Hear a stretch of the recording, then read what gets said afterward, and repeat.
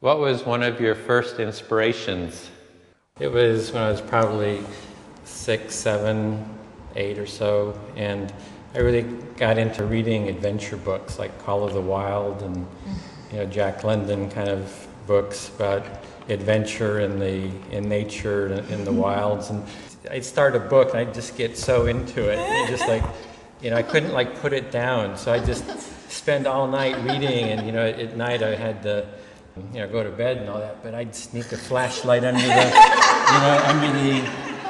the blankets, so my parents wouldn't see the light, and I'd be reading these books all night long.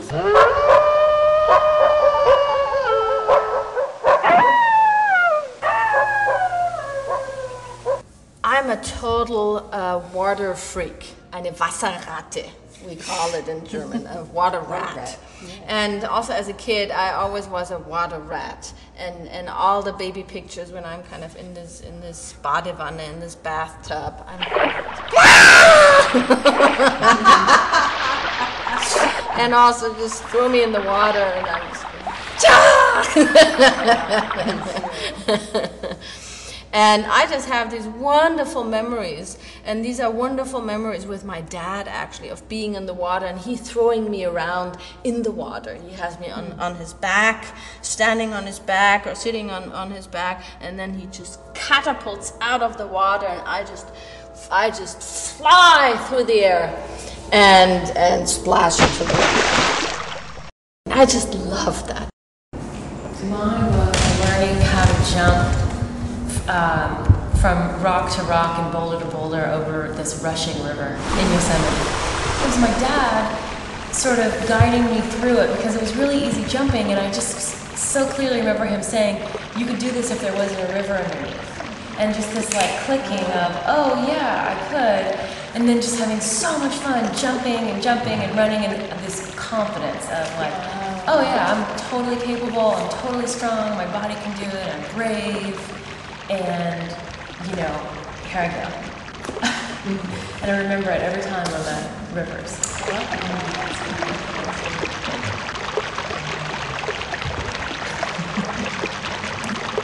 Mine was my first dance recital, and I was 4 or 5 maybe. And I remember the feeling of going out on the stage, and I was just first petrified.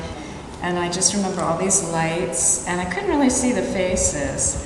And then I started moving, and I went into a different zone, a different world that I'd ever felt. And when I came off the stage, my ballet teacher, Mrs. Eppelman, she came over to me and she said, Joan, you look like a leaf floating across the stage. And that I just took inside and kept that forever. I don't have a conscious memory, but for as long as I've done almost as long as I've done inner work, there's been this phenomenally happy little girl. She's 3 or 4 years old, and she's out in the field and just ecstatic and running and moving the body. So I'm sure that something good happened back there, at some point. Yeah. That my body remembers, An image came of going back to when I was a little baby, lying on my back, and first discovering, I guess, that I could move my arms and my legs. So I just kept playing with that when I was on the floor and, seeing what movements my body wanted to make with my arms and my legs. And that just kind of went into some of these words, like a back and forth, a kind of a rhythm, and rocking kind of fluid motion. When I was little, I used to spin in the living room and spin and spin until the world went around, and of course that's very powerful, it's like being a dervish, and it's just that feeling of being all connected, it's like you're not separate parts really. Mine was much more recent. weekend really was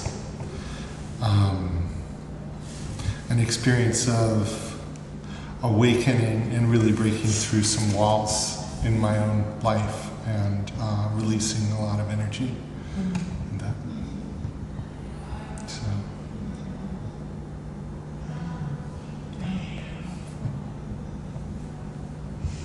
I don't know, it just popped into my head. I went on this long bike ride with my cousin Roger, and we left the island and we took the ferry and then we rode really far, and we got all these fresh oranges and we put them, and we rode all the way back. It was really far, and it was so much fun. It was like the escape, you know. And it was just it was like really fun. I don't know, I was really in my body.